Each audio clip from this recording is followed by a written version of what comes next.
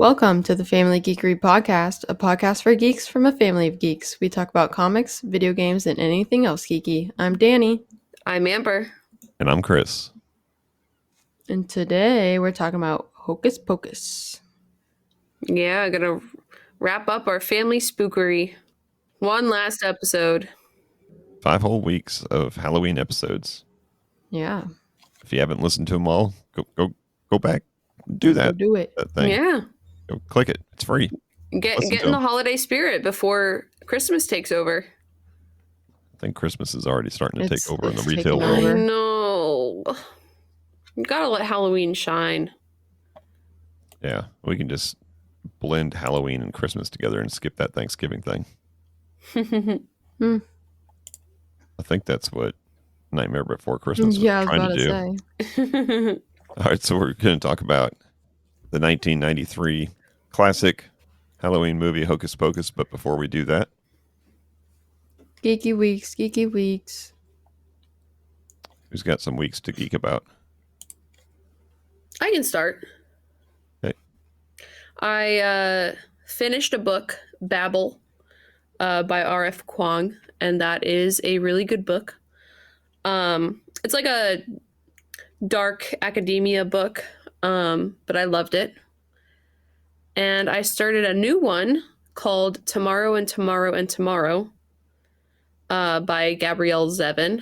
And when I bought this book, I was misled, but probably in the best way possible, because the description of the book on the back talks about it's about this boy and this girl, and they were like childhood best friends. They became estranged and then they met up again. And the wording on the back of the book says they create a blockbuster together. And I'm like, oh, it's about a movie. But it's not about a movie. It's about a video game that they make together. Oh, cool. So I was pleasantly surprised by that fact. It's also really cool because they're like your age, Dad. They like, it takes place in the 90s. And like one of them goes to Harvard and the other goes to MIT, and they're like making a game over the summer. And I guess it turns out to be a pretty huge hit. I thought they meant they were a bunch of old people making video games. No. They meant they were like... They're your age. So like, well, it's really generation. cool. It kind of like flips back and forth. Like it has like interview clips or whatever. From like more recent days. They talk about how they, updated and ported the game to Nintendo Switch or whatever. So it's kind of cool, and I'm not too far into it right now, but I'm really enjoying it. And I was very pleasantly surprised. I was like, oh, video games. This makes this like infinitely better than I already thought was going to be a good book. So. Sounds good. Yeah. And Dazzler 2 came out, so I read that. And it's looking to be a good series. It's a little slow, if I'm being honest. But That's how they sell more issues. I guess so. Like, I feel like it's literally like shorter than other comics I've read recently, but whatever. And then probably the biggest thing that I've done this week, well, I didn't spend the most time on this, but it is probably the most exciting thing. I finally got Skyrim. It was on sale for the Switch, and I've been told I would love it about 1 billion times. So I got it, and I took forever to make my character, and started playing. Made it through the tutorial, and then played a little bit longer.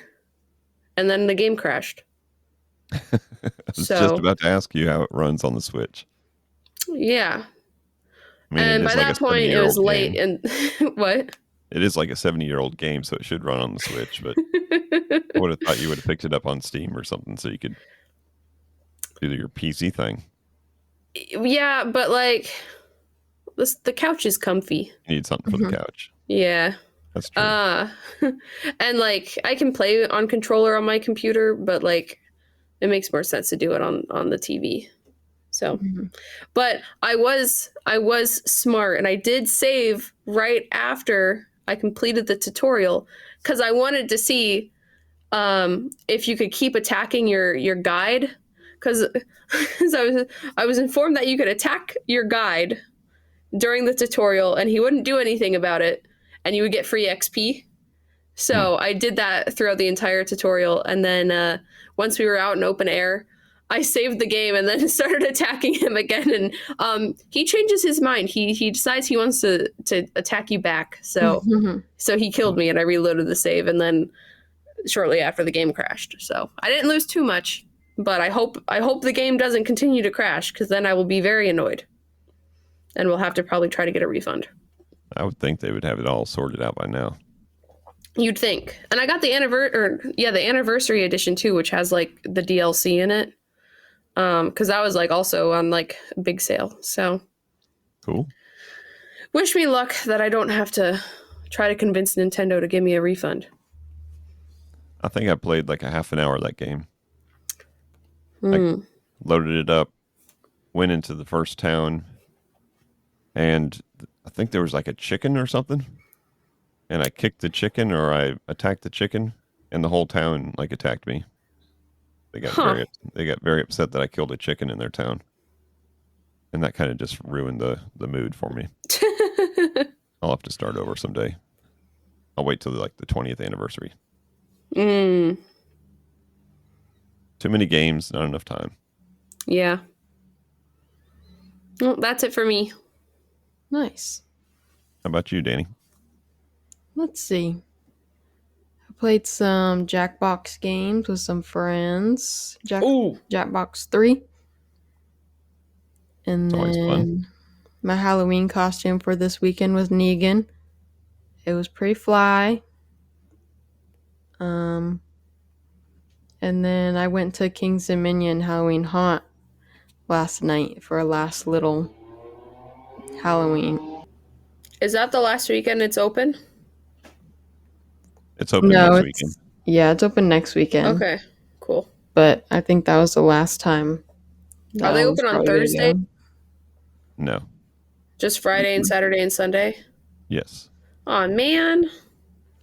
Was it crowded there last night? It was honestly not bad, because we stayed until close. So like once it hit like 10 o'clock, like everything was pretty much open.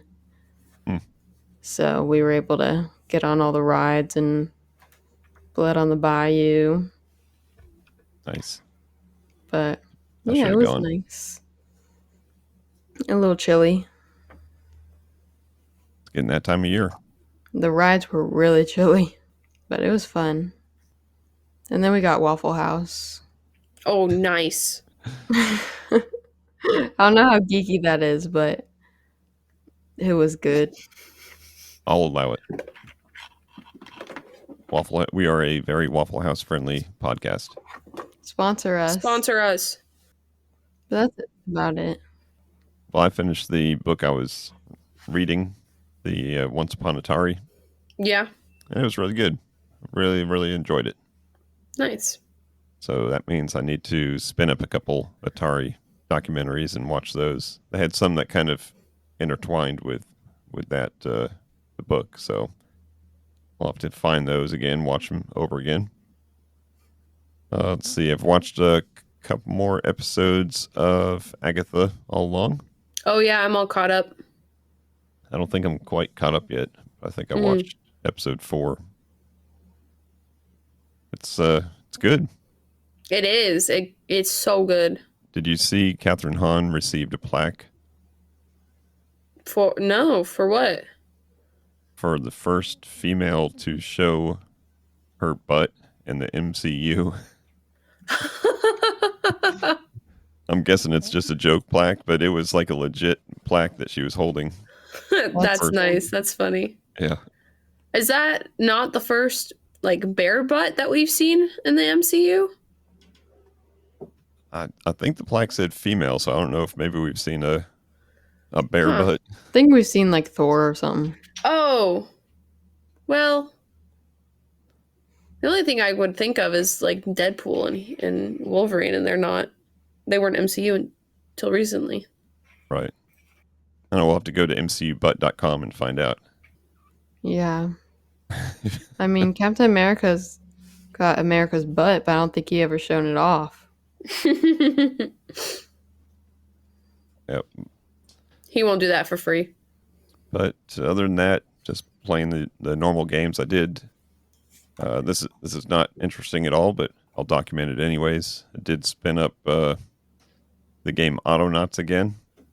Oh, nice. Which, to see how it would compare to Satisfactory? Yeah. I like the programming of the robots aspect of it. Yeah. And there's been no update since the last time I played it all the way through. But there's just something satisfying about starting from scratch, starting all over.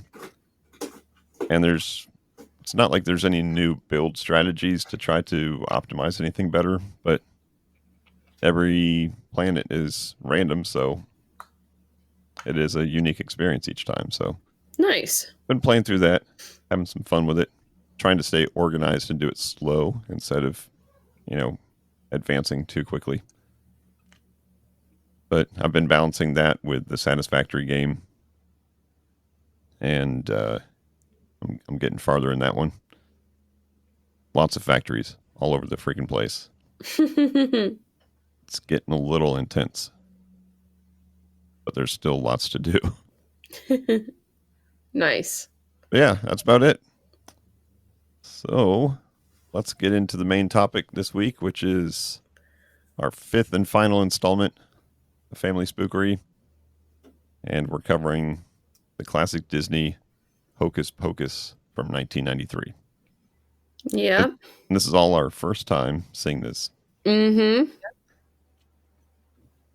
So in Hocus Pocus, a teenage boy named Max and his little sister move to Salem, where he struggles to fit in before awakening a trio of diabolical witches that were executed in the 17th century. Directed by Kenny Ortega, our man's famous from High School Musical. Yeah, as soon as that name came up, your mom's like, Kenny Ortega, you know who he's from? I'm like, wait, who is he's it? famous for tacos. There's a famous. He made High School Musical. Oh, yeah. He meant he was in it. No, he like choreographed it and stuff. Yeah. So then your mom said, "Is this a musical? Is it going to be a musical?" I'm like, "Well, the star is Bette Midler. If it is a musical, it wouldn't be a stretch for her." Yeah, I was thinking, oh, maybe this is a musical when I first saw his name too, but it's not really. So not a musical, but there is a great musical number in it. There is a cool, yeah. So our stars are Bette Midler, who is famous. Very. Was there a question mark at the end of that statement? Yes. She's a little before your time. Is that maybe what's happening here? Yeah. That's the whole purpose of Family Geekery. This movie came out in 93, so a little bit before my time. A blending of generations. She is incredibly famous. Is she like a Broadway person? She's a singer. I'm sure she probably has done Broadway, but she's done a lot of movies. And yeah, big time singer. So she's our Winifred Sanderson, our main Sanderson sister. Then we have Sarah Jessica Parker, who is Sarah Sanderson. She's famous from Girls Just Want to Have Fun, one of the best movies ever from the 80s. Okay. Also famous from other things, maybe like a hit TV show called Sex and the City or something. I don't know. Maybe. Yeah. I'll just throw it out there. And Square Pegs way before both of those, I think. And then we have Kathy and Jimmy as Mary Sanderson, our final Sanderson sister. And they are just so goofy. All of them. Very goofy. Gotta love them. Then we have, our classic teenagers. Our main guy, Max Dennison, his little sister, Danny Dennison, and the girl with the Yubas, Allison Watts. Yabos. He likes See, it's really funny. I saw that on TikTok. I saw that scene on TikTok like a week ago. Didn't know it was from this movie. I was just like, oh, what's this funny clip? Like, what kind of TV show is this? Because I thought it was like maybe like a Boy Meets World or something. Just from the look of Omri Katz, who plays Max Dennison. So, got not the most iconic cast in the kids, but pretty iconic people as our witches. So yeah, and you wonder like why, because they didn't have to be their kids, right? They didn't have to be famous before this movie, but this movie is pretty beloved and pretty famous. You'd think that they would have become famous after the movie, right? I'm not surprised that the guy who played Max did not become famous after this movie. Yeah, then again, it is a Disney movie. But like, honestly, one of the less Disney movies I've seen. Like, they're talking about smoking. They're talking about yabos. Yeah, there was a warning at the beginning of the movie about tobacco use, but not a warning about the yabos. Well, Sarah Jessica Parker had her own yabos out a little bit. So I had a favorite quote. Yeah. It was when the witches were getting on the bus and they're like, find us children, or like, give us children. Oh, yeah. And the bus driver's like, might take me a few tries, but I will. Yeah. I was like, oh, okay. That whole scene kind of caught your mother off guard. She's like, what is going on? Yeah, so this is the second movie in a row from our Family Spookery that had a Danny character in it. Yeah. How'd you feel when you heard that, Danny? I thought it was funny because they're just like, oh, my sister Danny. I'm like, oh, again. I'm just in all of the Halloween movies, I guess. Well, I guess Midsummer wasn't Halloween, but it was horror-ish. I thought my name was pretty uncommon, but not in these movies. I thought that this Danny was a lot more similar to you than the last Danny was.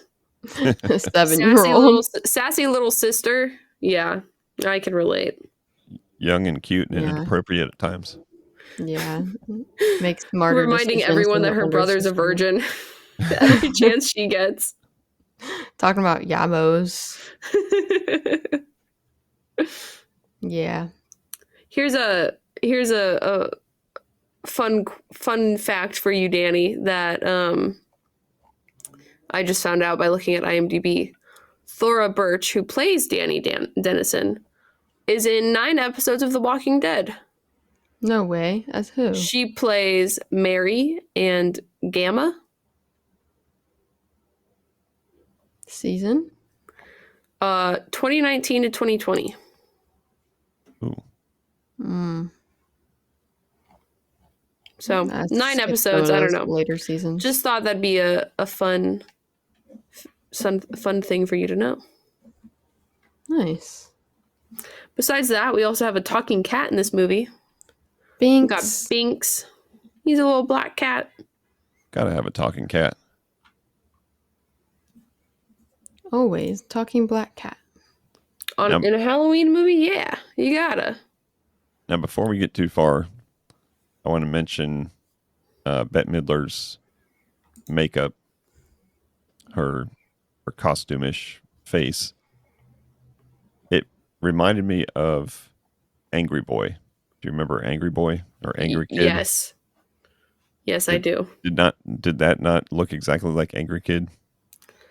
Now that you've put that image back into my brain, yes, looks a lot like that. Yeah, when they took their youth potion, if you will, at the beginning, both the other ones got, normal looking, but Winnie, Winnie kept her cartoonish face about her. Yeah. She got younger, but still kept the teeth. Years don't take away the dentist. Mm-mm. Brush your teeth, kids. And speaking of the three sisters, this may be an unpopular opinion, but I think there was too much Bet. Too much Winnie. Like, she was a little overpowering. And she is like the smart one. Yeah, but they just didn't explore Sarah and Mary enough. Like, you could tell Sarah was kind of the dumb one. Or maybe the oversexed one. And Mary just made the funny face all the time. Mm-hmm. Yeah. She smelled children. Oh yeah, that's right. She had a power. She could smell children. But yeah, I think they could have explored more. So I'd like to see the second movie to see if they get a little bit deeper on those two characters. Because they definitely were just like mostly there for comedic humor, comedic value and stuff. Yeah. But overall, what do you guys think of the movie? I'm surprised I didn't watch it as a kid. I would have loved this as a kid. I mean, I liked it a lot now, but I can see why it's such like a cult classic, I guess. I will say I don't know if I like it as much as Halloween Town, but I was just going to ask you how it ranked up against Halloween. Yeah, I think maybe that's just the nostalgia, but I think Halloween Town has this one beat. Maybe a little deeper story. Yeah, I like the overall story. Very simple in the fact that they chose Salem as the backdrop. Salem, famous for witches. Yeah. And the whole story revolves around probably a fake history, but the history of this town in this movie that everybody knows. So it's kind of neat that the whole town knows this thing. And I guess that's probably the only reason why it makes any difference that the two kids are from out of town, right? They just moved from LA. That's right. So they're skeptics. Plot point that doesn't make any difference if it wasn't for the fact that there was a long-standing tradition in this town, and everybody knew, hey, don't light the candle. Yeah. So from that part of it, it's I do like the story. Now I will say, it could have been a 10-minute movie if the kids were just a tiny bit smarter. Because they stole the book and then they went into the cemetery and they said it's hallowed ground. The witches can't come there. Yeah. Camp out the night. Stay there. Well, they tried, but then a zombie started chasing them. Oh, that's why they had to get Billy Butcherson in there. Huh? I guess that's the only reason why they had to write Billy Butcherson into it, which was Winnie's ex-husband. Yeah. I guess that makes sense. But he didn't really like them anyways. He turned out to be a good zombie. Right? Spoilers. I wonder if Billy Butcher, the character from The Boys, got his name from Billy Butcherson, the character from Hocus Pocus. You think? Maybe he's his father. Well, while we're here, let's talk about Doug Jones, who plays him, because he is a very famous costume actor in roles like this. He's the tall version of Andy Serkis. Yeah. The tall, skinny version. He's in lots of movies like The Shape of Water, Hellboy, Pan's Labyrinth. So very famous guy. And I wonder if this was like one of the first things he did, because this is just like a little outfit he was wearing. Not a whole lot of special effects in this movie. So yeah. He's also the Silver Surfer in Rise of the Silver Surfer. Oh yeah, the original. Yeah. There's also the Bye Bye Man, which is a horror movie I've seen. Is he? Nice.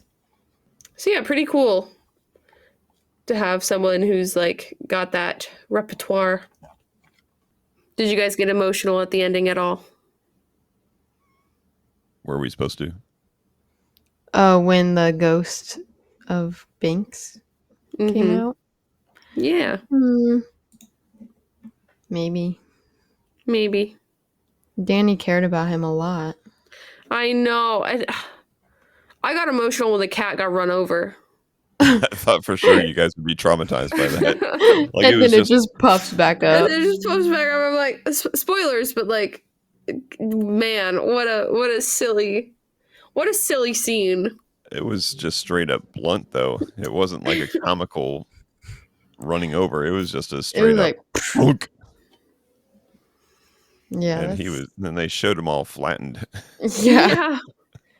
And then he was like a balloon. Like that's what happened when an animal gets run over by a bus, right? They just flatten. Nothing else happens. Maybe that's why we didn't watch it as kids. That would have traumatized us both. May include pancaking animals. I thought one thing that I thought was really silly was when instead of, because they show this town Salem as like a relatively small town. Why did the teenagers need to take the car onto the street and drive like 2 miles an hour because they are dodging children who are like brainwashed and walking towards the witches? Why'd they take the car and drive the 2 miles an hour through the kids when they probably would have been able to walk much faster? Gotta have a car scene. No. I guess it was to trick them with the headlights, which I don't know how that worked, but it did, I guess. Oh yeah. But I also thought, yeah, right. What's the main kid's name? Max. I also thought Max was gonna have, the classic, like, oh, the bullies are in trouble, I'm gonna leave them.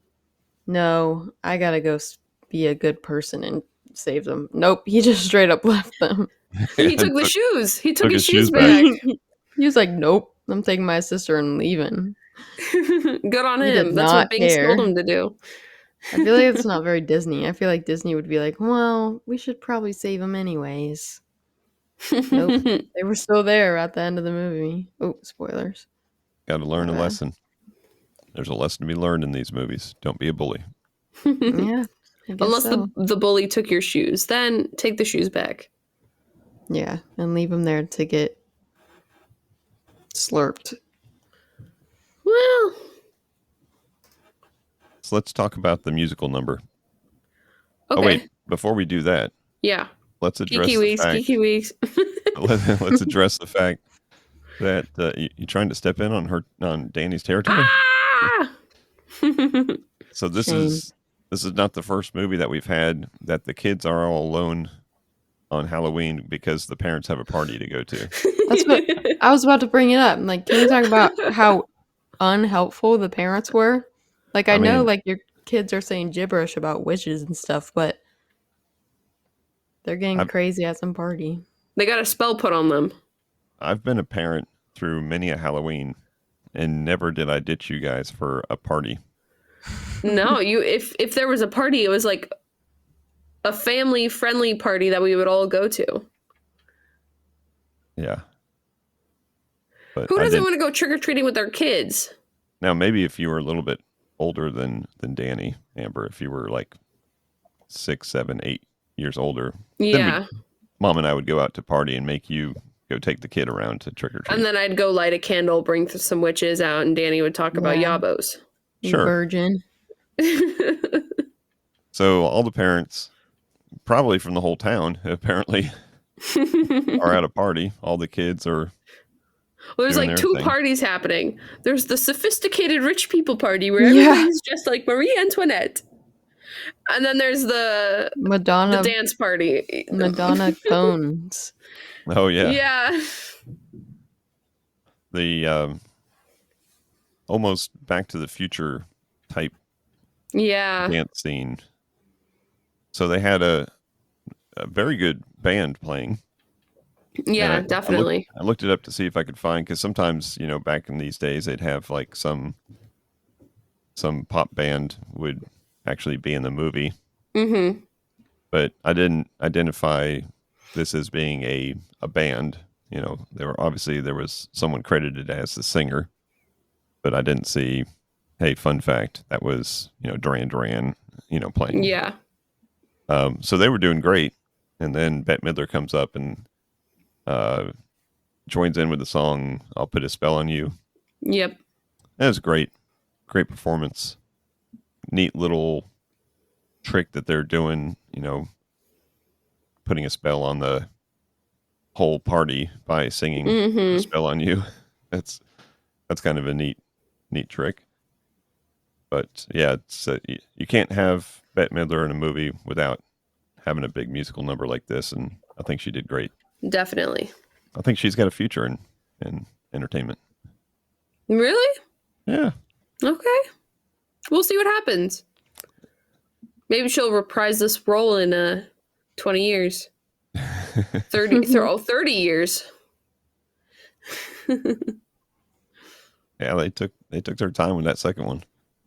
Yeah. 'Cause I feel like maybe part of it is that this movie wasn't as popular when Danny and I were kids. Because it seems like it was pretty popular when it came out, but I don't remember like ever really hearing about it. Like I'm sure like ABC would play it as part of their like 30 Days of Halloween. But it wasn't until like the last couple of years that maybe it was like Disney Plus and having this movie always available on there. Maybe that's what it was. But I feel like it just came back into like view more recently. Mm-hmm. Yeah. So obviously it was a my generation movie. A little bit after my prime years of watching Halloween comedy movies, but I'm guessing there's some really smart people at Disney that track this stuff, and they know exactly when to start pumping it back out to where the people that grew up with the movie are now the ones that are making the money in the world. Yeah, and showing it to their kids and right, because I don't think it was merchandised a whole lot until just recently, like you're saying. Yeah. Like not only was the movie repopularized, but it's been merchandise, as in like the backpacks, Hocus Pocus, the Loungefly backpacks, Dreamlight Valley. The characters showing up into different video games. So yeah, I think they waited the right amount of time. And they weren't in Disney Infinity, as far as I know. No. Are they coming to Dreamlight Valley? No, last year for Halloween, they like outfits based off them were part of the rewards. Yeah, because they are in Disney Magic Kingdoms. Yeah. And when I played that game, I never knew who they were. I just have one of them. Just the three of them. Should have had the cat. Yeah. Thanks. They always charge extra for the cute animal. They could have really made some money with that cat.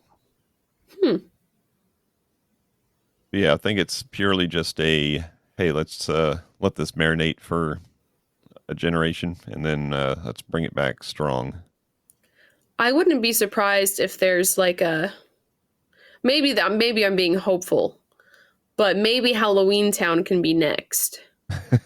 That's right. We got to wait about 10 years. But I'm a little bit scared of what a Halloween Town remake or reboot or requel is, whatever they call them. I'm kind of scared what that would be because, you look at the like Wizards of Waverly Place new show and you're like, are people going to watch that? Like, did people watch the new Raven show? Like, I don't know. It's like everyone wants the like reboot until it's there and you're like, But that's a little cringe. So maybe we'll have to watch the second one and see if they actually can do a good sequel 30 years later. Yeah. And then maybe we can hopefully have a Halloween Town / Lab Rats collab. Lab rats? What? Yeah, why not? Where are you getting lab rats from? Random choice. It'd be a good crossover. Right, 2 things from your generation. Well, Halloween Town was a little bit before me. I feel like Halloween Town was like late 90s. Mid to late 90s. I think it was early 2000s. Was it? I don't know. Amber's going to fact check us. 98 is when the first one came out. Well, I was told that there would be no fact checking in this podcast. Well, I gotta know. Which was your favorite witch?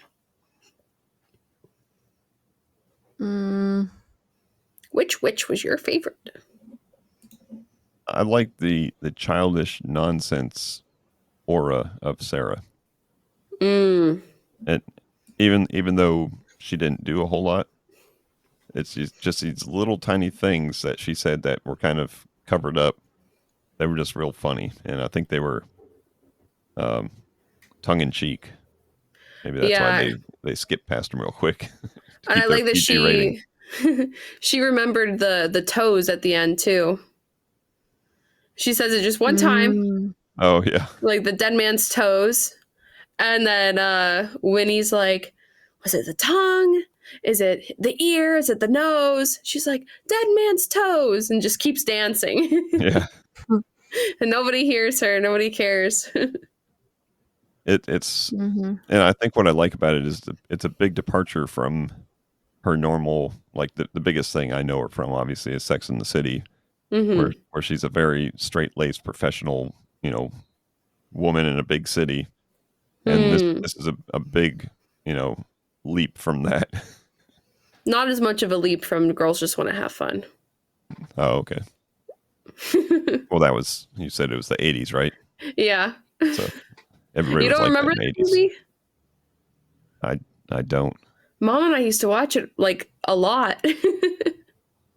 That's another thing about this movie. I think this is more popular to females. I feel like Halloween typically is. Like, I think just in general of all the people that I see that rave about this movie, they're all females. The girls and the gays. The girls, the gays, and the theys. They like them some Halloween. They like them some Bette Midler too. Some yabos. My bad. That might be the best thing to come out of this movie. You know that term didn't come from this movie. What? Really? Yeah. It was all the way back in the 70s in a movie called Animal House. Oh. Which we'll have to cover on the podcast, but we can't because it would not be family friendly. Well, it didn't stop us the last couple of weeks. Oh, speaking of. Yeah. This weekend, this is not for the listeners, but it's our podcast. We can say whatever we want. This past weekend, I was at an indoor garage sale, and there's a lady walking around, and she has. Now, I was surprised how many people had Halloween-themed shirts, outfits, etc., etc. Now, obviously, this is Halloween season, but we're talking about a garage sale. This wasn't like a party or something. An indoor garage sale, and everybody had either a pumpkin shirt on or a Nightmare Before Christmas shirt on. But there's a lady, I don't know, maybe late 50s, mid to late 50s, walking around with a jacket on. And this jacket was, I don't know how to describe it. Think about some jacket that you'd see somebody wearing that had just all kinds of patches and designs on it from different bands, right? You've seen that like a jean jacket type. Yeah, but ignore the necessity of it being a jean jacket. It's more of like a sweater jacket. Okay. But it is completely covered with killer clowns from outer space. No way. Yes. Like front, back, sides, everything just completely covered. Wow. I did have some cards with me for the podcast, but I didn't get a chance to catch up to her to say, hey, you should listen to episode 121. That's so funny. That is funny. It was a crazy jacket. I forget where I was going with that. Nice. Was there anything else we'd like to say about this movie? Because I'd like to talk about the entire month as a whole. All right. Spooky month. Let's wrap it up then. Yeah, because we watched 5 movies, 5 Halloween themed or spooky movies. And what do you guys think? Did you guys like all the movies? Which one was your favorite? Which one did you not like? If any? I'm putting you on the spot. Which one was your favorite? Midsummer. Yeah. Yeah. Well, I've seen one of them before, so we can't count that one as a favorite. I would say, and I can't say that The Killer Clowns was my favorite. It was very enjoyable, and I'm glad that I've checked that off. It was a good experience. Entertaining. Yeah. I'm going to probably say Midsummer was probably the best overall experience as far as psychological thrillers go. Yeah. Maybe I'll be a little different. I'll say Halloween. Well, yeah, nothing wrong with that. Yeah. I really, really enjoyed all the movies we watched. All the way back to Monster House, week 1. Mm-hmm. A childhood favorite of ours. And to this, an old movie that we hadn't seen. A childhood classic of a lot of you, I'm sure. That's right. So let us know what your favorite was of 5 episodes. Send us an email, podcast@familygeekery.com, or hit us up on our socials. We'd like to hear which was your favorite. Yeah. And let us know if you'd be interested in themed months like this again. Watching a movie a week is a little bit daunting. Honestly, 5 Thanksgiving movies. Start with The Great Pumpkin. Wait, that's a Halloween movie. Ooh. Start with We didn't watch that. I just watched a Thanksgiving movie. It's called Thanksgiving. Look it up. Look it up. And watch it. Is it like a scary movie? Mm-hmm. Okay. Yeah, we'll have to come up with some more themed months. Yeah. Because this was really cool. 2 themed months back to back. Did our Retro September last month. Family Spookery this month. I think we're comic deprived. Yeah, I'm going to need to not watch a movie for a little bit. We could do No Fiction November. What? Then what would we talk about? Only watch nonfiction. Documentaries all month long. Documentaries about Atari. Documentary December. Ooh. We're throwing out some fun ideas. Let us know if any of that stuff is interesting to you guys. Nice. All right, anything else before we wrap up this episode? Have a good Halloween. Be safe. That's right. Check your candy. Make sure nobody's putting any nasty stuff in there. I saw a meme that said, parents, don't forget to check your kids' candies. All the Reese's are yours. And take them. I saw one that said, don't forget to check your kids' candy. There could be 17 different sized Allen wrenches in there. It was like a Stickers bar with a bunch of Allen wrenches sticking out. Nice. All right. So happy Halloween, everybody. Be safe. Wear bright clothing. Be spooky. So you don't get hit by a car going 2 miles per hour. Squat. Yeah. Because we won't inflate back up. Unlike black cats, humans do not have infinite lives. Well, that's going to wrap it up. Like I said, go check out the YouTube channel. Check out the other socials. See what's going on out there. Say hi to us. Let us know what your favorite movie was, even if it wasn't on this list. Maybe we can watch it next year. Oh, Wow. We're watching the Terrifiers next year. Mo- Nice. Wah, wah. Well, on that note, thank you as always for listening. And until next time, peace out and geek out. Thank you for listening to the Family Geekery podcast. For more information, visit www.familygeekery.com. Don't forget to subscribe at your favorite podcast provider. And until next time, peace out and geek out.